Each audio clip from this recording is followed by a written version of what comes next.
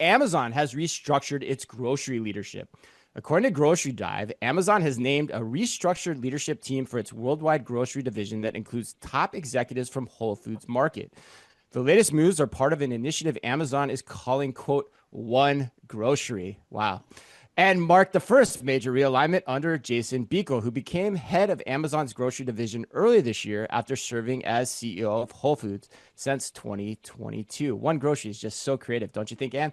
In addition, Whole Foods Market's corporate employees will migrate to the same system as Amazon employees for benefits, compensation structure, and other aspects of their jobs, an Amazon spokesperson confirmed to Grocery Dive. Bryson, what should we make of Amazon's One Grocery strategy restructuring? Or is it just more sound and fury, ultimately signifying nothing? Yeah.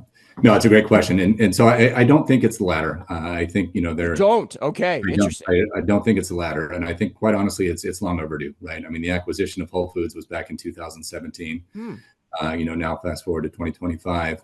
So for, Amazon to be able to, effectively break down the silos that have existed between Whole Foods, Amazon Fresh, and Amazon Go, I think the benefits are going to be exponential with respect to bringing together both the physical as well as the digital insights for consumer trends, being able to cross-pollinate ideas amongst the different retail banners, and then leveraging and really bridging that gap from a true omni-channel standpoint in grocery. So I do think that there are long-term benefits, or there are immediate benefits as well as long-term benefits that they're going to unlock through this. I think, it does send a long-term signal to the internal employees as well, giving them greater access to assets that maybe weren't available to them in the past, unifying on one platform, simplifying processes. So I think the efficiencies, the insights, as well as the reach are really going to be what set this move apart and really set Amazon up for long-term success under the One Grocery platform.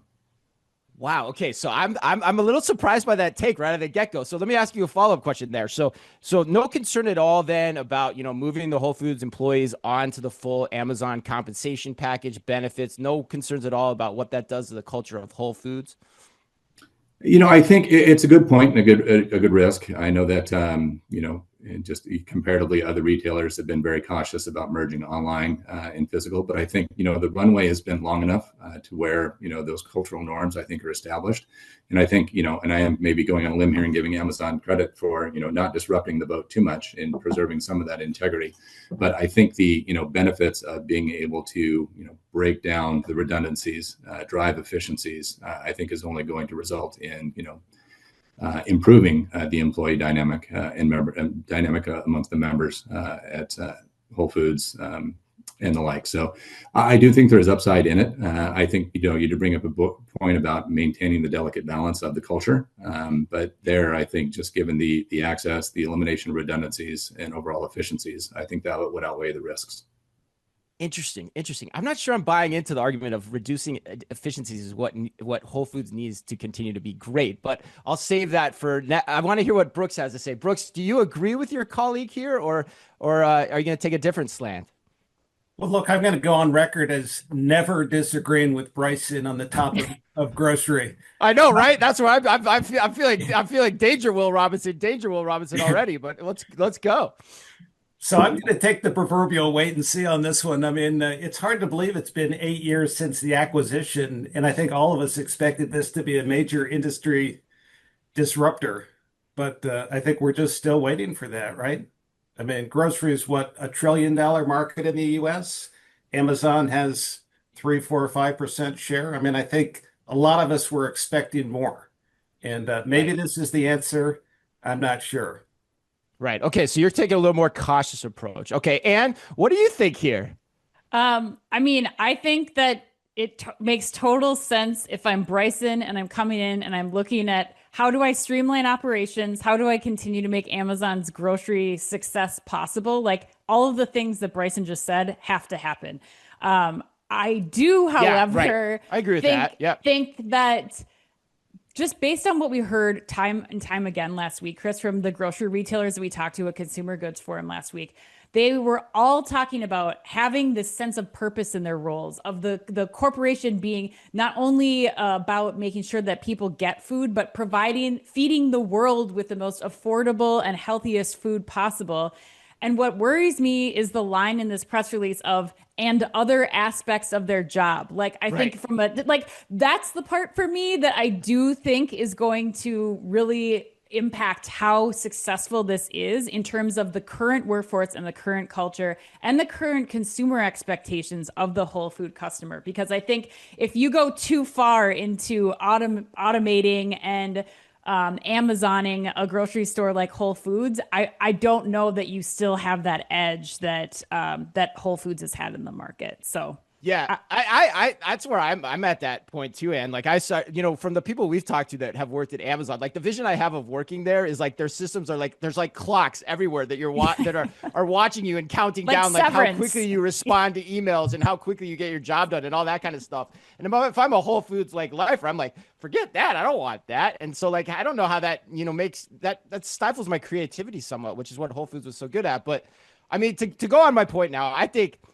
To me, I think it's the move you expect. 100%, I agree with that. I don't know what else you do, honestly. Yeah. But I think going back to the question, I think it actually does signify nothing in the long run. And I'll go even farther to say that in 10 years, I think Whole Foods is going to be a shell of its former self and be relegated to the dustbin of nostalgia if this plays out the way I think things are going to play out. Because, like, look, Tony Hoggett's gone. Claire Peters is now gone, which I didn't realize until this announcement came out. Both are seasoned grocery executives, and they're gone after countless other executives in Amazon grocery have gone before them. And so now you're putting Whole Foods on the Amazon incentive structure. I just don't think that bodes well. But the biggest tell for me in this is, what does Amazon have to go on strategically here? And the biggest tell for me is like there's this weird metric that they're quoting about the Amazon Fresh remodels where they're saying like that the average monthly store spend of a consumer has increased 20%. I've never heard that statistic before. Like, shouldn't that just be like the average store is up 20%? Like, what are you telling me with that statistic? Like, I don't get it. So like, it seems like they're reaching as well for this. And so I just don't know strategically why does Amazon have a right to win in grocery at this point compared to the competition? I just don't understand that, but I don't know. I'll give do any of you guys want the last word to retort on that? Sure, I'll take that one. So, I think why do they have the right to win? And I think it really is. I think this is probably one of the best use cases for, the divergence of the physical and the digital, right? And I think Amazon's been reserved in that approach, right? But we're starting to see it. We're starting to see the digital encroach on Whole Foods, right? The last time that I placed an order on Amazon, I'm loaded to a, anything else window where it prompts me to fulfill, traditional food staples, right? Perishables, arguably coming from Whole Foods. When you're facilitating returns for Amazon, you have the convenience of dropping into Whole Foods for that. So I think what's going to set them apart is really that 360-degree access to insights. So I think, you bring up a point, it is incredibly imperative to protect the core and understand the core consumers. But I think the robust insights and analytics that can be brought in from the digital, as well as the other banners that Amazon operates, does bring meaningful insights into the consumers. So provided they're to the Whole Foods consumer. So provided they are able to preserve, what's made them successful to date, but also augment that with those additional opportunities to spot, identify, and react to trends in a much more meaningful and faster manner, presents a value proposition for the Whole Foods consumer. Okay. Well, I think we'll agree to disagree on this one. We'll see where we go with the rest of the show.